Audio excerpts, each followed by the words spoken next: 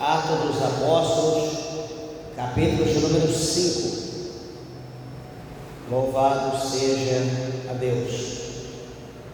É o sexto escrito do Novo Testamento.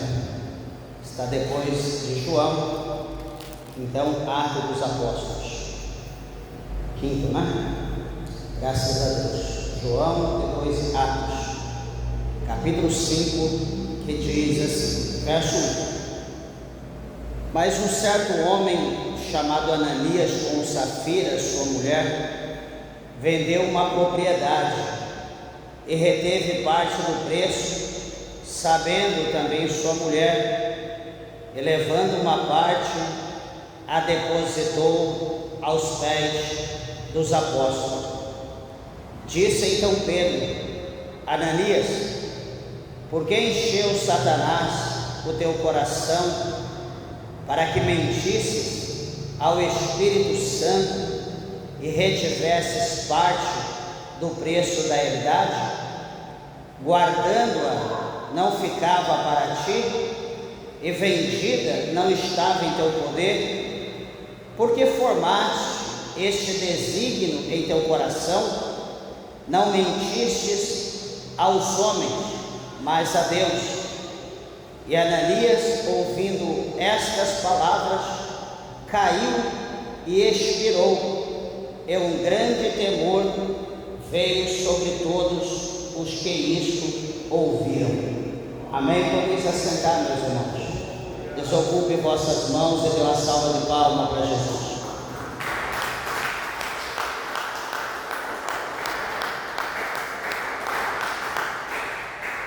Graças a Deus. Igreja, eu peço a tua atenção, por favor. A palavra é do Senhor. Tenho certeza que Deus tem uma mensagem para nós nessa noite.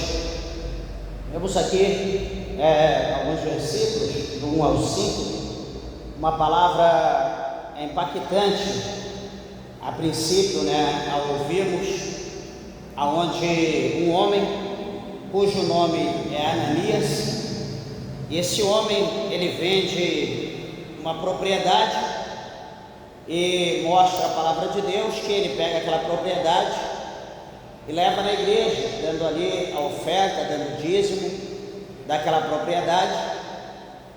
E o que acontece? Quando ele entrega aquilo, ele recebe do apóstolo Pedro uma sentença. E a sentença foi o seguinte, foi primeiro uma pergunta: Ananias, por que você deixou Satanás encher o teu coração? Então, agora, por que houve, meus irmãos, esse mistério? Por que Ananias foi levar a oferta na igreja, foi levar o dízimo na igreja? Primeira coisa, ele era obrigado a dar aquele dízimo, dar aquela oferta da parte da herdade? Não, era dele. Ele fazia o que ele queria. Mas quando nós lemos o capítulo 4, o verso 32 ao 37 desse mesmo livro de Atos, nós vamos ver que a união e o amor entre os crentes naquela época era algo que, vamos dizer assim, causava inveja. Era todos como se fosse um só. A Bíblia diz que ninguém tinha mais do que ninguém. Tudo o que era vendido, as pessoas colocavam diante dos apóstolos, e os apóstolos dividiam de igual forma para todo mundo. Ninguém tinha mais do que ninguém. Era uma união, era uma coisa assim, como eu falei no princípio, de causar inveja para qualquer pessoa. E a Bíblia vai mostrar para nós que, no verso 36, que havia um homem chamado José, que era cognominado pelos apóstolos como Barnabé, que traduzido era filho da consolação, levita natural de Chipre. Então veja que esse homem, Barnabé, ele possuía uma herdade. Ele vendeu essa herdade, e a Bíblia diz que ele trouxe o valor, o preço, e depositou no pé dos apóstolos. Ele tinha lá, uma fazenda, ele tinha um sítio, uma chácara, tinha um lote, não sei exatamente o que é, mas a Bíblia diz aqui que ele tinha uma herdade. E o que acontece? Ele pega essa herdade, ele vende, e quando ele vende essa herdade, a Bíblia diz que ele vai até o templo, e ele coloca aquilo diante do pé dos apóstolos.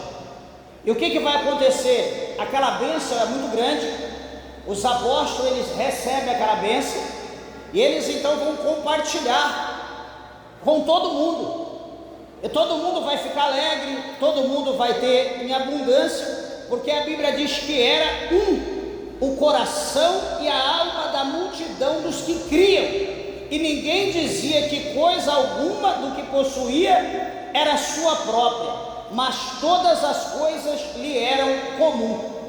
Então veja que tudo era comum, todo mundo tinha por igual. E Barnabé ainda ele faz isso, ele vende a propriedade e o povo vai ter mais ainda. Então aí nós entramos no capítulo 5. Quando nós entramos aqui no capítulo 5, a Bíblia mostra um certo homem chamado Ananias e a sua mulher chamada Safira. Veja, um casal. E a Bíblia diz que sua mulher vendeu uma propriedade. A mulher tinha também uma propriedade, sei lá, tinha uma terra, sei lá, tinha um lote, uma fazenda. Ela vende, como Barnabé vendeu. Barnabé vendeu e depositou tudo diante do Senhor.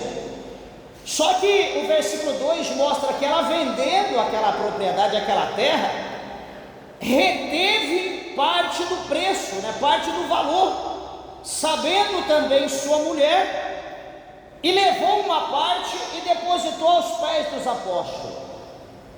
Meus irmãos, qual é o problema aqui? Nenhum problema. Eles tanto podiam dar ou não dar, eles poderiam ter dado a metade e ficado com a outra metade. O problema aqui é uma coisa que eu posso dizer aos irmãos, não vou dizer que é normal, não vou dizer que é comum, não vou dizer que a Bíblia permite, mas é uma coisa que hoje virou algo comum, a pessoa mentir. A mentira hoje tornou coisa comum. A mentira hoje, ela vale mais do que a verdade. Hoje a mentira virou verdade e a verdade virou mentira. Está mais ou menos assim o contexto. A verdade hoje não tem muito valor, mas a mentira, ela impera. Tudo que fala a verdade, tudo que é da verdade é perseguido. Mas tudo que é mentira, tranquilo, corre solto, corre à vontade. Só que nessa época aqui não era assim. Eles vendem a propriedade, eles tiram ali uma parte, suponhamos, venderam lá 100 mil, faz o seguinte, vamos tirar 70, vamos guardar 70, e vamos levar 30 mil, e vamos dizer que nós vendemos a propriedade por 30, vamos fazer como Barnabé entregou tudo. Vamos mostrar que nós somos igual, que nós estamos entregando tudo também. Barnabé ele não reteve, Barnabé não tirou parte nenhuma para ele. Do jeito que ele vendeu, ele deu, ele doou, está aqui. Agora Ananias e Safira queriam fazer da mesma maneira. Só que eles acharam que Barnabé tinha tirado como eles tiraram, mas Barnabé deu tudo. Então eles tiraram e houve um acordo entre Ananias e Safira. Olha, nós vendemos por 100, vamos tirar 70 para nós e vamos dar 30, vamos dizer que nós vendemos por 30. Veja, meus irmãos, o verso 32 do capítulo 4 fala: e era o coração e a alma da multidão dos que criam, e ninguém dizia que coisa alguma do que possuía era sua própria, mas todas as coisas lhe eram comum. Era tudo igual para todo mundo. Só que Ananias e Safira, eles deixaram o diabo entrar no coração deles para eles querer ter mais do que os outros. Eles não queriam ter igual, eles queriam ser diferentes. Então eles combinaram: vamos dizer que a gente vendeu por tanto. Tá bom, tá bom. Beleza, venderam, escondeu lá outra parte e foi lá. Que homem generoso, que homem santo, que homem bondoso, que homem grato, que homem que ama, que homem que pensa nas pessoas, nos mais pobres. E foi lá com aquela quantidade. E diz no verso 3 do capítulo 5 que Pedro vai olhar para Ananias e vai dizer bem assim: Ananias, por que encheu Satanás o teu coração para que mentisses ao Espírito Santo e retivesse parte da herdade? Essa é a primeira pergunta. Vai ter várias. Essa é a primeira. Por que você deixou Satanás encher o teu coração? Meus irmãos, deixa eu comentar algo aqui com a igreja, que eu já ouvi, graças a Deus, um tempo para cá, não sei se o povo deixou de crer, ou deixou de orar, não sei, mas um tempo para cá não ouvi mais isso, mas eu já ouvi muito as pessoas dizer que Satanás está embaixo do meu pé. Ah, Satanás está aqui, está embaixo do meu pé, pisa no chão como se estivesse pisando na cabeça dele, e enfim, trata Satanás como fosse um lixo, como fosse qualquer coisa. Paulo, ele fala para nós não subestimar os ardis de Satanás. Satanás, ele é um ser espiritual, é um ser que a Bíblia mostra para nós que ele, no mundo espiritual, na terra, embaixo da terra, ninguém tem mais poder do que ele. Ninguém tem mais poder, a não ser aquele crente que ora, que tem vida no altar, que jejua, que tem poder de Deus na sua vida, aquele crente que tem autoridade do Espírito Santo. Esse ele tem poder sobre Satanás, porque o resto, como diz aí o mundo, está tudo dominado pelo diabo. Não tem poder para expulsar. Tem gente que não consegue nem falar o nome do diabo. Não pode falar não, vai que ele vem, vai que ele... Então, enfim, Satanás, ele tem poder, tem muito poder. E a Bíblia mostra aqui para nós que Ananias e Safira como que vivia nessa comunidade de amor, nessa comunidade de alegria, de prosperidade. Certamente ele pensava igual a todo mundo, mas no estalo de dedo, a hora que ele vendeu, meus irmãos, a gente quer ver o ser humano, é a hora que o ser humano ele começa a ser abençoado.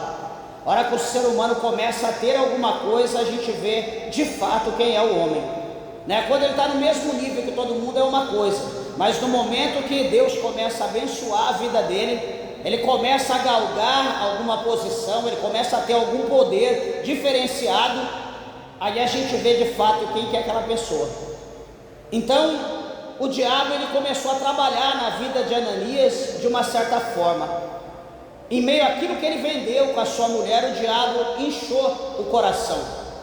O diabo encheu o coração dele de orgulho, de soberba, de altivez. Olha, você pode ser maior do que os outros, você pode ter mais, você pode dominar, você pode mandar. Sei lá, o diabo lançou tanta coisa no coração dele que eles concordaram, né? A sua mulher, se a sua mulher fosse sábia, ela poderia dizer: Ananias, você quer fazer isso, você faz, eu não vou fazer não, eu não vou ter parte nessa situação. Mas é aquele negócio, meus irmãos, que a gente pensa: não, eu estou fazendo aqui em casa, eu estou fazendo aqui entre quatro paredes, só está eu e minha mulher aqui, ninguém está vendo. Não, vamos fazer aqui, vamos escrever, não vamos nem falar, vamos escrever, trocar mensagem, para que ninguém veja o que a gente está fazendo. Esse é o problema das pessoas. A gente acha que Deus não vê, a gente acha que o diabo não vê, e tanto Deus, meus irmãos, contra o diabo como o mal, está ao nosso redor. Ele está vendo as nossas obras, o nosso pensamento, o que você está falando lá na tua cama, com o teu marido, com a tua esposa, o que você está falando lá ao redor da mesa de jantar, na hora do almoço, no café, na hora enfim, todo o tempo. Na hora que você está dirigindo, o diabo está ali de carona, está ali ouvindo. Deus também está ouvindo, o Espírito Santo está ouvindo. Não precisa você, não, ninguém está vendo, aqui a gente está na bênção. Não é assim não, alguém está vendo. Alguém, tanto alguém do bem quanto do mal está vendo. Deus está vendo, como o inimigo também está vendo. Então a pergunta é: por que, Ananias, você deixou Satanás encher o teu coração? Meus irmãos, deixa eu dizer uma coisa para os irmãos de coração. Para mim, falar em dinheiro valor, número, não existe nada que me preocupa ou que mexe com o meu coração.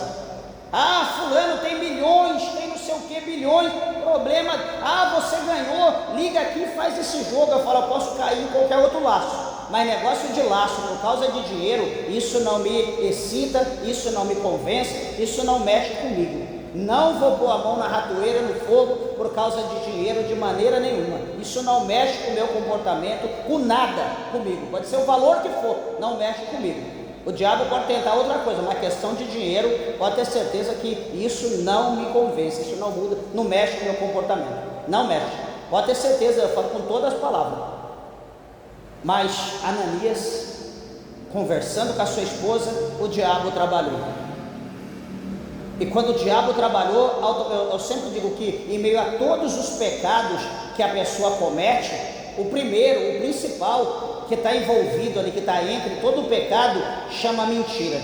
A mentira é a chave que abre todas as portas para todo tipo de pecado. Por exemplo, a mulher casada com o marido, ela começa a trair o marido, ou o marido começa a trair a mulher. Vai chegar tarde em casa. Por que chegou tarde em casa? Ó, a chave vai abrir. Sabe qual que é a chave? Mentira. E qual que é a mentira? Porque eu tive que fazer extra. Porque eu trabalhei. Porque eu fui viajar. Porque o carro quebrou. Porque o lugar estava sem sinal. Sabe o que é isso? Mentira. Todo pecado que o homem comete tem a chave que abre a porta, chamada mentira.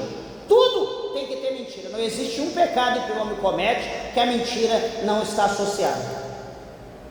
Ele roubou. Por que você roubou? Porque eu precisava comprar leite para o meu filho. Nem filho, nem casado é. Por que ele roubou? Porque eu precisava pagar o aluguel da minha casa. Então todo pecado que o homem comete, a mentira está associada. Não existe um. Talvez você pode pensar pensa, cada um pensou um, mas todo o pecado que você pensou, a mentira é associada. É a porta que faz o negócio prosperar. Então aqui a mentira entrou, junto com a soberba, junto com a altivez, junto com aquele sentimento de ser poderoso. Então Pedro fala: por que você deixou Satanás encher o teu coração?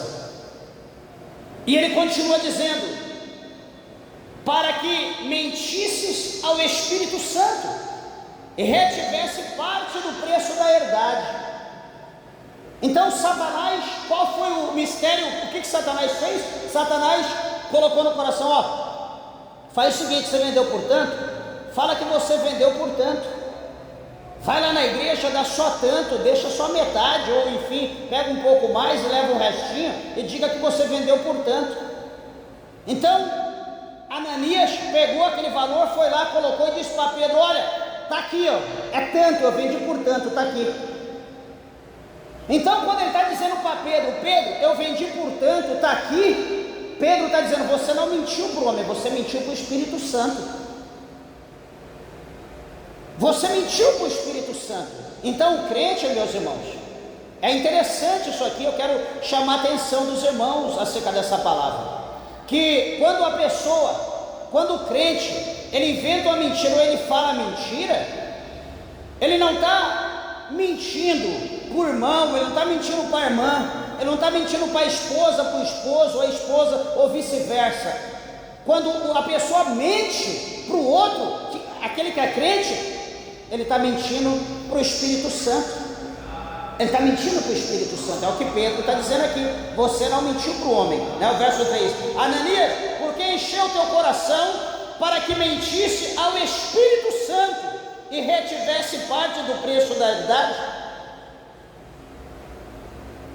Então ele preferiu dar ouvido ao diabo, porque a Bíblia, deixa eu até mostrar aqui para os irmãos, chamar aqui a tua atenção a essa palavra aqui, que é muito importante, porque são coisas que às vezes na vida da pessoa, para muitos é comum, mas nós precisamos estar atentos nisso.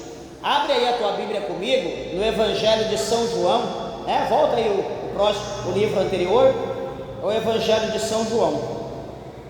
É bom a gente falar se mostrando aqui na palavra de Deus, para que os irmãos possam entender o mistério. Evangelho de São João, capítulo 8.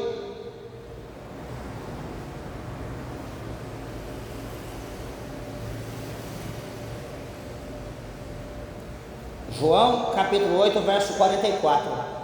Está escrito bem assim, ó.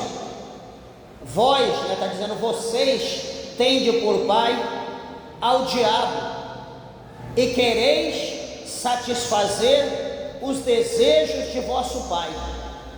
Ele foi homicida desde o princípio e não se firmou na verdade, porque não há verdade nele. Quando ele profere mentira, fala do que lhe é próprio, porque é mentiroso e pai da mentira. Então, os irmãos estão vendo aqui que a mentira é a essência do diabo, é a essência de Satanás. Ele é mentiroso. Então, quando a Bíblia diz que Jesus, ele é a verdade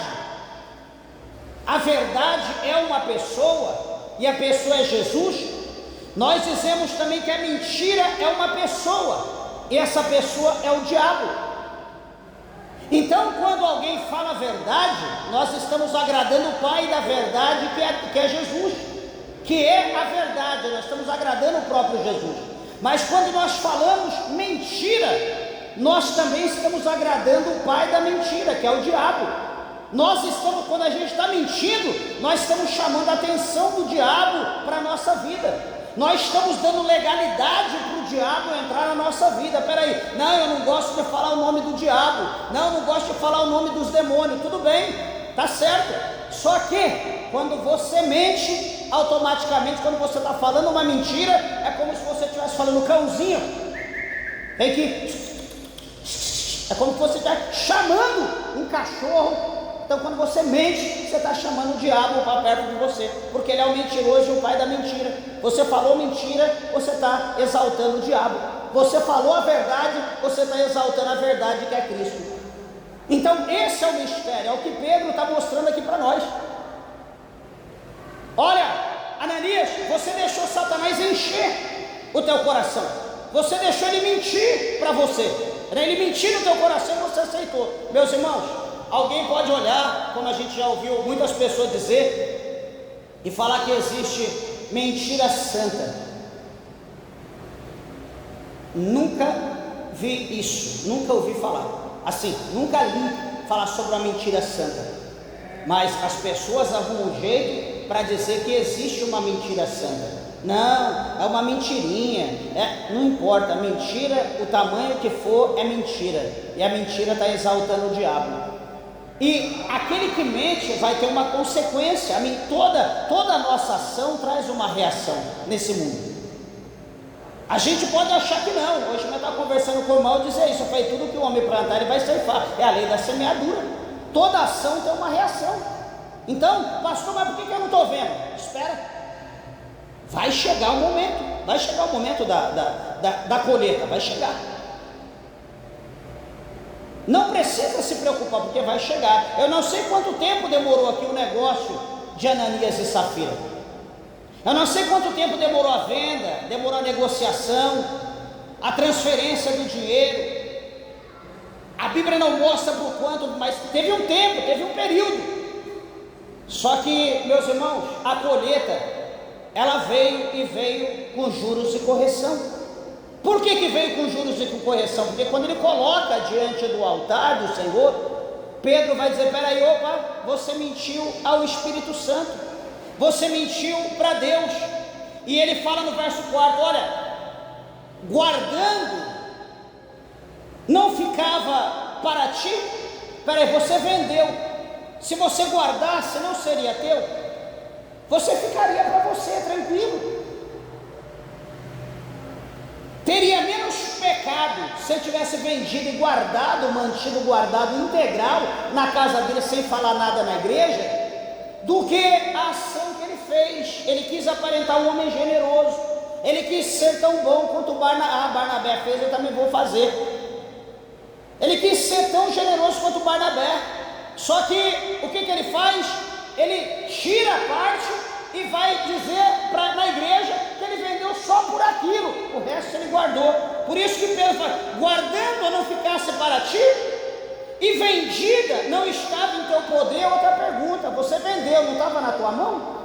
E ele diz de novo: por que formaste esse desígnio em teu coração? Você não mentiu aos homens, mas você mentiu a Deus. E Ananias, ouvindo essas palavras, Pedro, veja aqui, meus irmãos, que Pedro não pronunciou nenhuma sentença. Pedro não disse: olha, só porque você mentiu você vai morrer, só porque você mentiu você está condenado, você foi julgado pela régua de Deus, já era, acabou, não tem jeito para você. Não houve isso. A gente vê que, meus irmãos, aqui hoje as coisas mudaram-se um pouco, mas Deus, ele julga com a mesma régua, o juízo de Deus é perfeito. E veja que o que acontece, que Ananias, ouvindo essas palavras, ele caiu e expirou. Talvez na sua Bíblia está escrito: ele caiu e morreu. Ele deu o último suspiro. E a Bíblia diz que um grande temor veio sobre todos os que ouviram, todos aqueles que estavam no templo, todos aqueles que viram. Houve um grande temor. Imagina todo mundo colocando a mão na boca: oh, meu Deus, o que aconteceu? E Pedro cai no chão, talvez está esticado ali, e para, como se fosse eletrocutado, né? Aliás, Pedro, Ananias, cai ali no chão. E analisa agora, meus irmãos, a parte importante, que ele morre, né? Ele está ali no chão, ele morreu, e a palavra do Senhor vai mostrar para nós que veio os moços, né? Os obreiros ali da igreja, cobriram, né, Ananias e transportaram ele para fora, foi levar ele para fora de Jerusalém e sepultaram ele, né? Diz o verso de número 6. Presta atenção agora. Muitas pessoas, por que as pessoas mentem? Porque por intermédio da mentira, muitas pessoas conseguem lucro. Por intermédio da mentira, as pessoas conseguem prazer. Por intermédio da mentira, a pessoa sente-se melhor, sente-se maior, sente-se poderoso. A mentira causa, de certa forma, no mentiroso uma potência. A mentira dá poder para o mentiroso, só que tem que ver que esse poder é limitado. E o apóstolo São Paulo fala para nós em Coríntios, lá na segunda carta, que nada pode ir contra a verdade se não for pela própria verdade. Não existe mentira que prevalece para todo sempre. Não existe um crime ou uma mentira perfeita. Quando se fala, por exemplo, numa mentira perfeita, nós podemos voltar aqui um pouquinho na Bíblia e olhar para o capítulo de número 3, lá atrás, alguém talvez já leu, olhar para o capítulo 3 do livro de Gênesis. O que fala lá? Todo mundo acho que sabe de cor e salteado. Gênesis capítulo 3 mostra para nós ali um diálogo. Começa ali o capítulo 3 de Gênesis, o primeiro livro da Bíblia, começa com um diálogo. E que diálogo que é esse? Um diálogo da serpente com a mulher chamada Eva. Ô pastor, estava um diálogo, é bom dialogar, é bom conversar, bom ter um diálogo, mas o que não é bom é passar da verdade para a mentira. A Bíblia mostra para nós lá que a serpente seduziu a mulher, a serpente excitou a mulher a ser como Deus, conhecer o bem e o mal, e diz que a mulher tinha esse poder de ser como Deus, de conhecer o que era bom, o que era mal. E a mulher então se interessou, né? O fogo acendeu, ela quis ter o conhecimento. E a serpente diz que ela só precisava comer o fruto da árvore do conhecimento do bem e do mal. Quando ela fala dessa maneira que ela precisava comer, Eva vai lembrar a serpente dizendo: olha, Deus disse para a gente não chegar perto, para a gente não nem tocar, quanto mais comer, porque se a gente fizer isso a gente vai morrer. Mas a serpente lutou, relutou e disse: eu garanto que você não vai morrer, coma dela e você vai ter o conhecimento do bem e do mal, você vai ser como Deus. E a serpente então apresentou o fruto para Eva, e a Bíblia diz que Eva então, ela provou do fruto. A serpente diz: você também vai ter que dar para o teu marido, para fazer efeito, vocês dois têm que comer, ou seja, tem que estar de comum acordo. Olha Ananias e Safira, entraram de comum acordo. Toda mentira envolve outro, a mentira nunca age sozinha, a mentira sempre tem um parceiro. Lembra que eu falei no princípio? Sempre tem um parceiro, sempre se associa com alguém. Então vai lá e come junto com o teu marido. Então quando a Bíblia mostra para nós que Eva, ela comeu o fruto e deu ao seu marido, e o seu marido comeu, a Bíblia diz que o resultado foi automático, foi como aqui, como Ananias recebeu a palavra de Pedro: você não mentiu aos homens, você mentiu a Deus. Ele caiu e expirou. Aqui foi a mesma coisa, quando mentiu, quando os dois comeram da fruta, o que acontece? A pureza que estava sobre os olhos de Adão, a pureza que estava sobre o coração de Eva, a inocência que estava sobre a vida dos dois, foi despojado, caiu por terra, de maneira que Adão olha para Eva, e Adão descobre que Eva está nua. Eva olha para Adão, e Eva vê que Adão está nu, mas eles conviveram todo o tempo, normal, só que quando eles comeram, desobedeceram, eles viram as coisas de outra maneira, eles viram as coisas com outros olhos. E qual foi a intenção deles? Se esconder. Qual foi a intenção deles? Pegar folha de figueira e fazer ali. Eva vai tampar as suas partes íntimas, Adão vai tampar dele, ali igual um Tarzan ali amarrado, alguma coisinha, e vão se esconder atrás de uma árvore grande, e fica ali escondido, só que a cabecinha do lado olhando, um daqui, o outro desse lado olhando. Quando Deus descia, colocava o trono dele no jardim do Éden, para Deus sentar ali e conversar com Adão, como foi o dia, como foi a situação, o que Adão fez, o que Adão deixou de fazer, as novidades do dia. Todo dia Deus descia para falar com Adão, mas nesse dia Deus teve uma surpresa. Deus desceu e cadê Adão? Deus desceu e Adão deu uma touca em Deus, deixou Deus sozinho, como diz aí, não deixou Deus falando. Deus olha para um lado, para o outro, procura, nada. Aí Deus resolve dar um grito.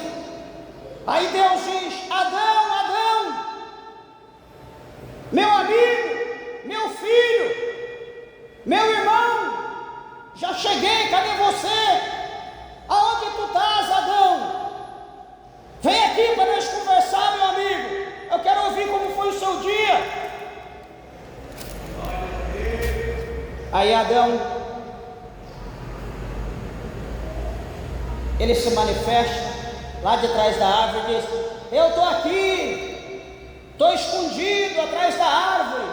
Adão, mas por que tu está aí? Não, porque eu vi o Senhor. Eu ouvi o Senhor, eu vi, eu temi, estou escondido, porque eu estou nu. Ah, é, Adão? Você está nu? A propósito, você comeu do fruto da árvore, da ciência, do conhecimento do bem e do mal, que eu disse para você não comer, Adão? Aí Adão: Senhor, eu comi, mas eu comi porque a mulher que tu me deste como companheira, ela que me deu, ela falou que eu podia comer, eu comi.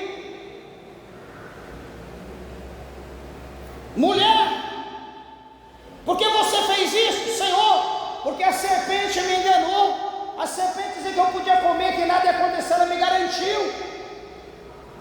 Então, os irmãos, observa que a mentira foi acarretando, foi ramificando, e a partir daí já não tinha mais jeito. O único jeito era Deus destruir a serpente, Eva e Adão, destruir, acabar,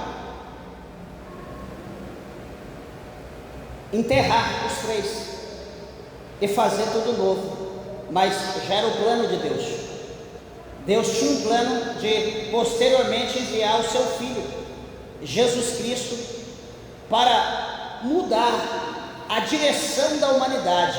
Por que a direção? Porque todo homem nasce condenado ao inferno. Todo homem, toda mulher, toda criança, todo mundo que nasce, já nasce condenado ao inferno.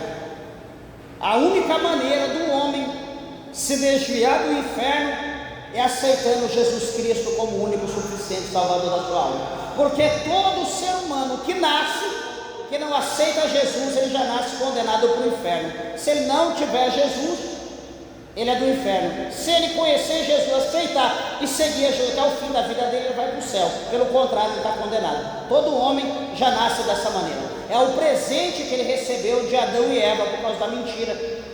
Todo mundo já nasce em pecado. A Bíblia diz que nós somos formados, em iniquidades, em pecado concebeu a minha mãe. Nós já nascemos pecador, nós já nascemos da iniquidade.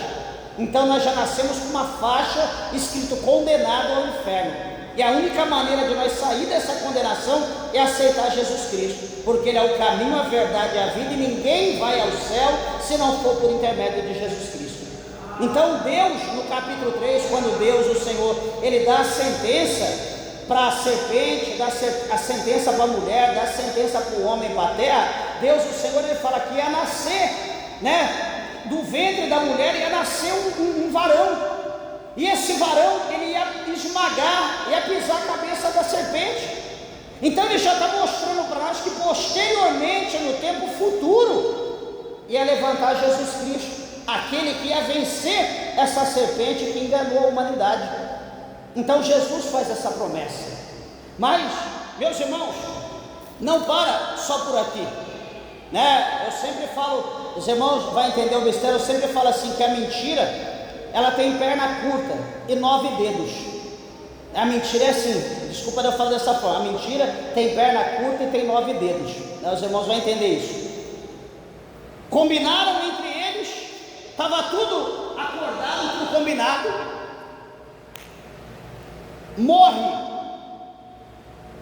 Ananias, e daqui a pouco passa-se meia hora, passa 1 hora, passa 2, passa 3, como diz aqui a palavra de Deus, e passando o espaço de quase 3 horas, no verso 7 aqui de Atos dos Apóstolos, capítulo 5, verso 7, e passando o espaço de quase 3 horas, entrou também sua mulher, não sabendo o que havia acontecido com Ananias, seu marido. Quase 3 horas, ela espera Ananias. Cadê Ananias? Não veio para o almoço? Ananias não chegou para o jantar? Por que ele está demorando tanto? Será que ele foi para o monte orar com os discípulos? Será que ele foi fazer alguma visita? Ela ficou preocupada, e ela então vai para o templo, e ela chega lá no templo, esperando que ela visse o seu marido. Chegou procurando Ananias, entrou pela porta, procura aqui, procura ali, nada de Ananias, e procura e continua procurando. E Pedro então, junto com os demais, no verso 8, diz a Bíblia que ele olha e vê Safira chegando.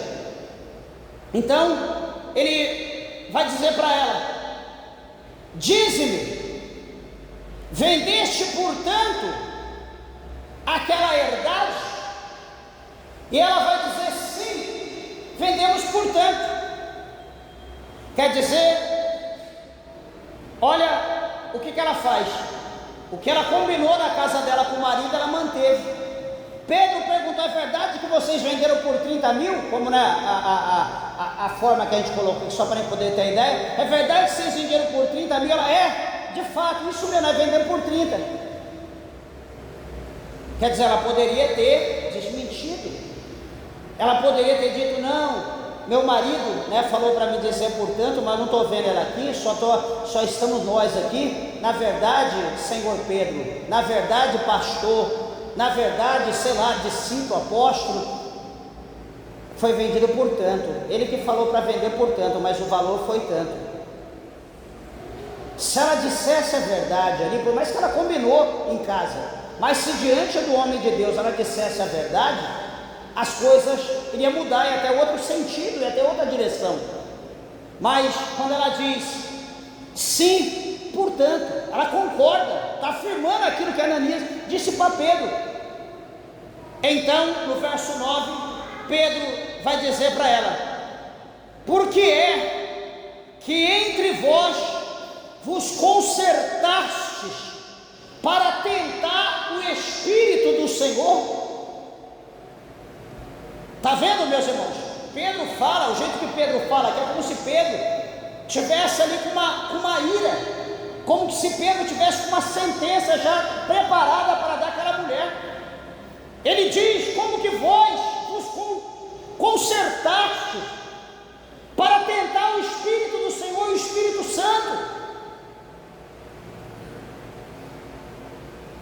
E ele diz: eis aí a porta, os pés dos que sepultaram o teu marido, e também te levarão a ti. E logo caiu aos seus pés e expirou. E entrando os moços acharam-na morta e a sepultaram junto de seu marido. No espaço de 3 horas, 2 velórios dentro da igreja foram fulminados pelo Espírito do Senhor. Deixa eu dizer uma coisa para os irmãos. Preste atenção, meus irmãos, no que eu vou dizer para os irmãos. A palavra, aliás, vou dizer não, vou mostrar aqui na Bíblia, eu vou ler aqui, para que vocês não digam que foi eu que falei. Romanos, capítulo 1. Se alguém tiver Bíblia, Romanos 1, está depois de Atos, já é Romano, tudo do lado, é tudo vizinho. Por favor, Romanos, capítulo 1. Eu quero mostrar aqui para os irmãos as duas mudanças que as pessoas fizeram nas coisas de Deus, que o apóstolo Paulo falou, e que isso está prevalecendo até hoje, e que eu não vou mudar, você não vai mudar. Romanos capítulo 1,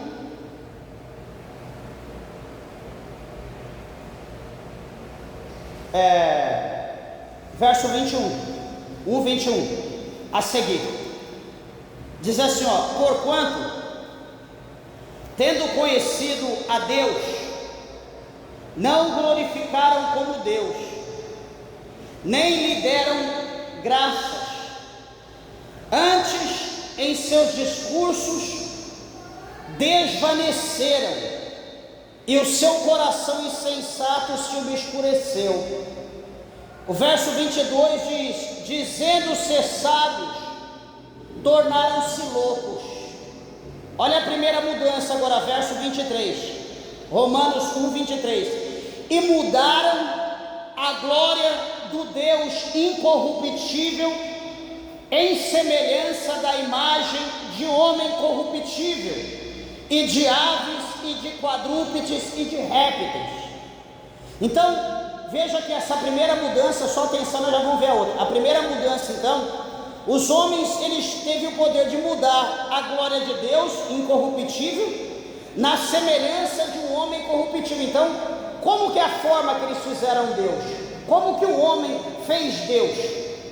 Você vê aí nas paredes imagem de escultura, você vê a estátua em forma de uma mulher com aquela carinha tão linda, você vê aquele homem com aquela carinha tão linda, o outro lá cheio de flecha, outro com a criança na mão, enfim, todo tipo que você imagina, fora aqueles que é semelhança, como está dizendo aqui, semelhança de aves, semelhança de quadrúpede, de réptil, ou seja, são deuses, Deus com formato de ave, Deus com formato de cobra, enfim, cada religião faz um Deus da forma que lhe agrada. Então, ou seja, está dizendo aqui que o homem ele mudou a glória do Deus incorruptível em semelhança de imagem de homem corruptível, e de aves, e de quadrúpedes, e de répteis. O 24 diz: por isso também Deus os entregou às concupiscências de seus corações, à imundícia,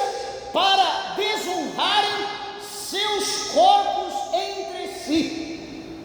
Segunda mudança, verso 25: mudaram a verdade de Deus em mentira, e honraram e serviram mais a criatura do que o Criador, que é bendito eternamente. Amém.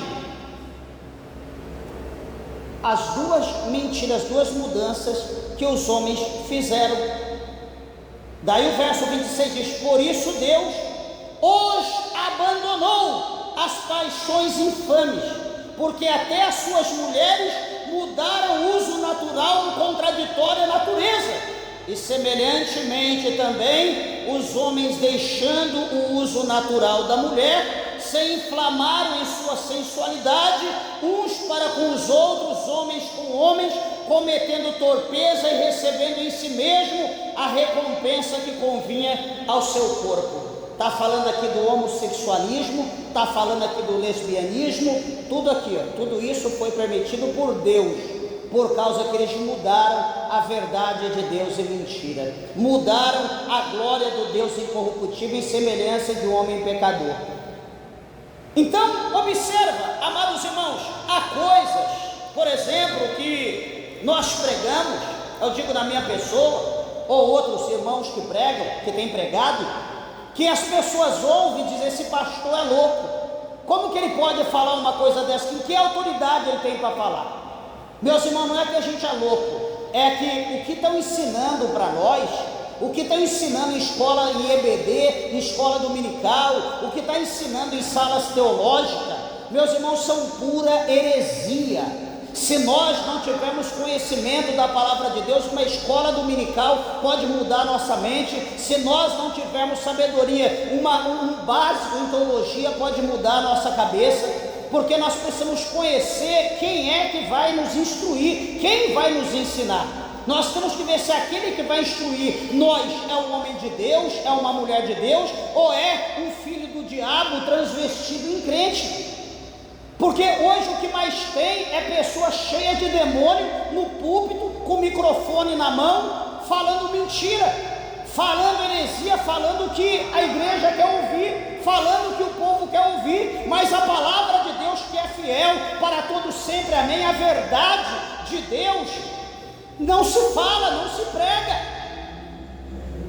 É só brincadeira, é só heresia, é só música, é só canção. E a palavra de Deus é aquele tapinha, aquele negocinho lá, porque agora Deus vai falar, porque agora Deus quer te abençoar, agora Deus quer te dar vitória, Deus quer que nós nos convertemos, Deus quer que nós nos arrependemos do mal, Deus quer que nós deixemos a mentira, Deus quer que nós deixemos a vaidade, Deus quer que nós voltamos a Ele como no princípio, como a Bíblia ensina. Não é viver o evangelho que nós estamos vivendo hoje. É música mentirosa, é pregação mentirosa, é pastor mentiroso, é obreiro mentiroso. Hoje está envolvido, a mentira tomou conta de tudo. E o povo de Deus, aqueles que têm conhecimento, estão morrendo porque acham que não tem mais jeito. Mas o que a palavra de Deus diz? A palavra de Deus diz: sai dela, povo meu, sai do meio dela. Não, pastor, mas eu sou homem de Deus, eu tenho autoridade, Deus vai me dar poder, o mal não vai me atingir, eu estou lá no meio, eu estou entre eles, mas eu não faço parte deles.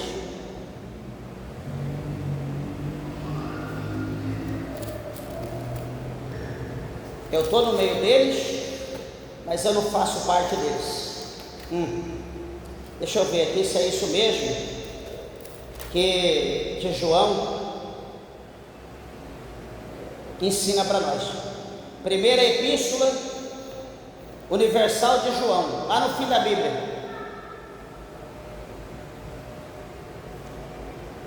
Primeira epístola de João, capítulos 2, verso 18 e verso 19, está depois de Pedro, lá no final. Segundo São Pedro, primeiro São João, capítulo 2, verso 18, diz assim: filhinhos, é já a última hora, e como ouvistes que veio o anticristo, também agora muitos se têm feito anticristos, por onde conhecemos que já é a última hora. O verso 19 é o que eu quero dizer aos irmãos: saíram de nós, mas não eram de nós, porque se fossem de nós, ficariam conosco, mas isto é para que se manifestasse que não são de nós. Os irmãos estão vendo? Está aí a palavra. Estava conosco, saíram de nós, mas não eram de nós, porque se fossem de nós, ficariam conosco.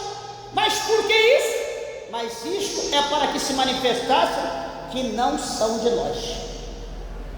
Então, igreja, só suporta, presta atenção que eu vou dizer, só suporta a verdade quem é da verdade. Ontem eu conversava com o irmão e dizia para o irmão, dentro da igreja tem dois tipos de pessoa. Presta atenção que eu vou dizer, vamos ver em qual deles que você está, que você se encaixa, em qual grupo. Eu falei, dentro da igreja tem dois tipos de pessoa em todo lugar, tem dois tipos de pessoa em toda a igreja. Tem aquele que está dentro da igreja, que está ali por causa da bênção, da vitória, está ali porque quer uma mulher, quer um homem, está ali porque disseram que ele vai ficar rico, que ele vai ter um bom emprego, está ali porque o pastor diz que o pastor é uma bênção, está ali porque está interessado em alguma coisa. Então tem essa classe de pessoa. E tem a outra classe, que é aquela pessoa que está ali porque ela quer ir para o céu, que certamente é uma classe muito pequena e cada dia está diminuindo mais.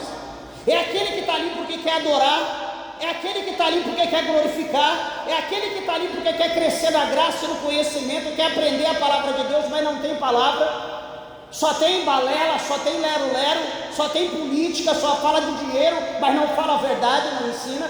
Ele está cada dia morrendo, está faltando mantimento, está faltando adubo, está faltando terra, está faltando espaço para ele crescer, ele está morrendo, está sendo podado.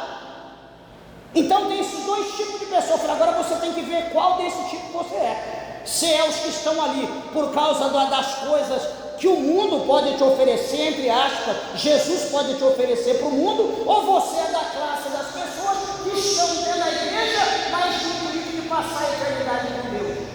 Que classe de pessoa você é? Eu quero ir morar com Deus.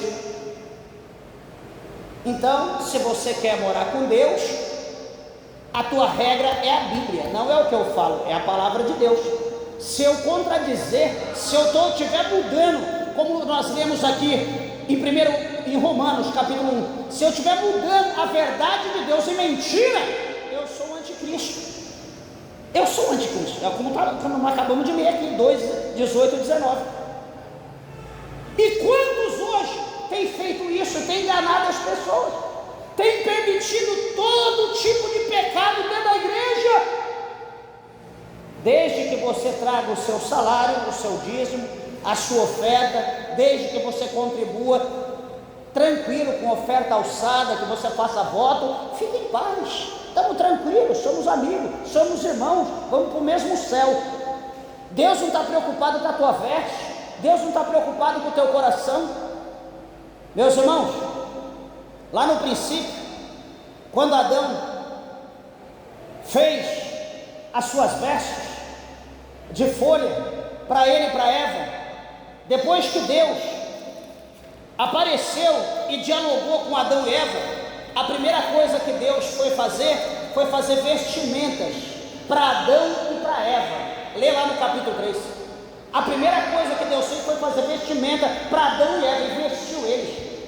Se Deus não tivesse nem aí, Deus tinha deixado Adão e Eva igual o Tarzan e a Jane. Mas a primeira coisa que Deus fez foi mudar, foi vesti-los. Então Deus quando as pessoas, não tem esse negócio, Deus não está preocupado com isso, Deus está preocupado só com o teu coração. É o diabo falando na boca do servo dele. E aí você, que pastor bonzinho, né? Presbítero bonzinho. É isso aí é o pastor que eu quero, é isso aí. Não, irmão, olha esse cabelo, vai lá para o salão de beleza, vai arrumar teu cabelo, vai lá, corta esse cabelo, pinta isso aí. Vai lá no salão da minha esposa, ela vai te dar um desconto.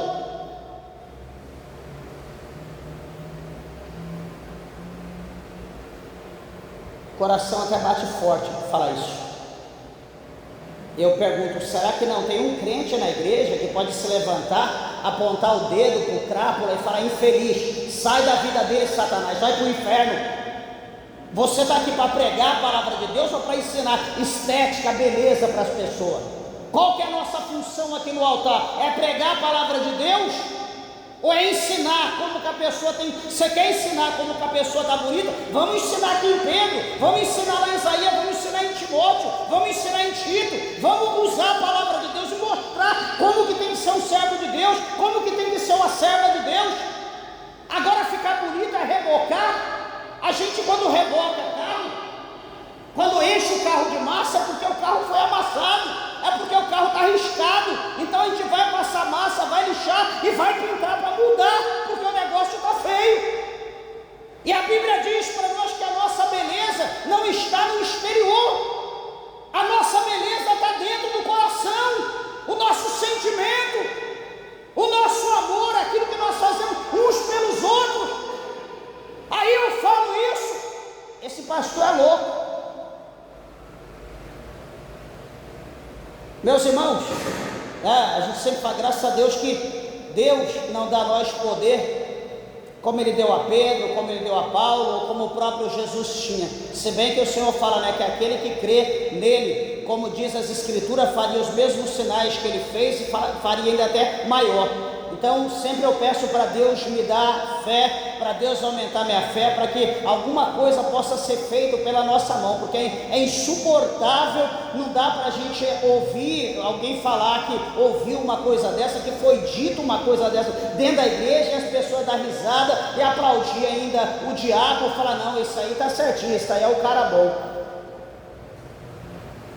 Meus irmãos, se nós não mudarmos o nosso comportamento, se nós não procurar santificação, como o apóstolo São Paulo falou em Tessalonicenses 5:23, se nós não buscarmos a santificação do nosso espírito, da nossa alma, do nosso corpo, se nós não apresentar diante de Deus irrepreensível, meus irmãos, nenhum de nós vamos ver o céu. Pastor, mas eu estou bem vestido. Não é só isso.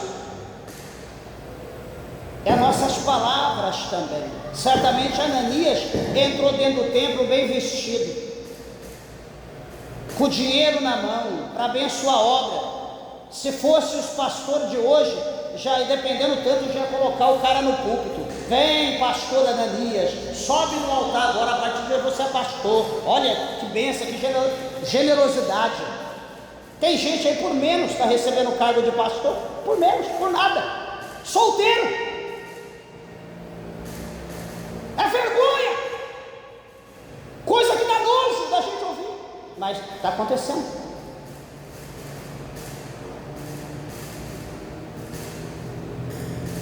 Vem depois Safira, certamente composta. As mulheres andavam compostas, roupa, blusa, a manga até aqui, até embaixo, sem vaidade. Entrou na igreja composta, uma bênção, santificada do pé à cabeça. Chegou diante do altar, quando abriu a boca, que consentiu com a mentira do marido, caiu como que eletrocutada no chão e morreu. Então veja que a santidade é no espírito, na alma e no corpo. Só que as nossas palavras contribuem muito acerca da nossa salvação. As nossas palavras, a nossa ação, ela contribui muito acerca daquilo que tange as coisas de Deus. Não adianta só estar bem vestido, ou é um pastor, mas por detrás eu estou bebendo, por detrás eu estou prostituindo, por detrás eu estou usando droga, por detrás eu estou roubando a igreja, por detrás eu estou desviando dinheiro, por detrás eu estou fazendo isso, fazendo aquilo. Não adianta eu só estar aqui com a Bíblia, pregando, vestido, alguém olhar, aquele pastor, a bênção, um santo homem de Deus, mas e além? E aquém daquilo? Como que está a minha vida? O que eu estou fazendo? Como que eu sou fora, abaixo do altar? Tem coisas que só Deus sabe, de cada um de nós, mas tem coisa que está revelado, que todo mundo vê, mas tem coisa que só Deus sabe. E por que alguém pode perguntar, por que Deus não faz nada?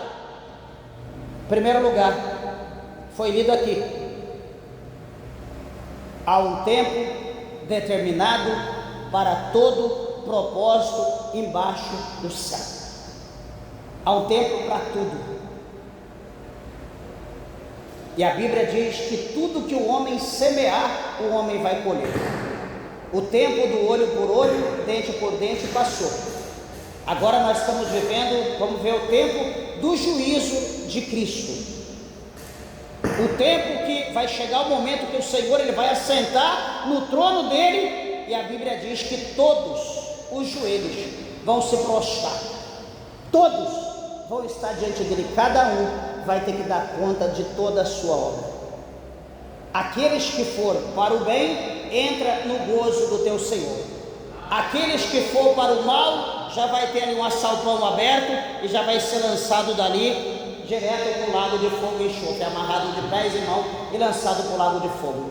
Já vai ter o caminho direto do céu que leva para o lago de fogo. Então pode ter certeza que o nosso Deus é justo.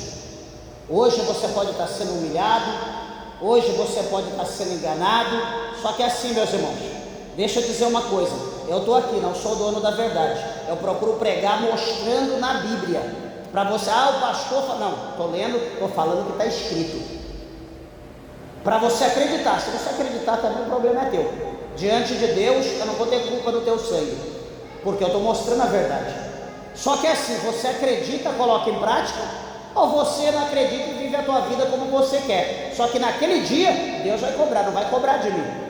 Porque eu estou mostrando a verdade como quer. Se você quer acreditar, bem, se você não quer, o problema é teu.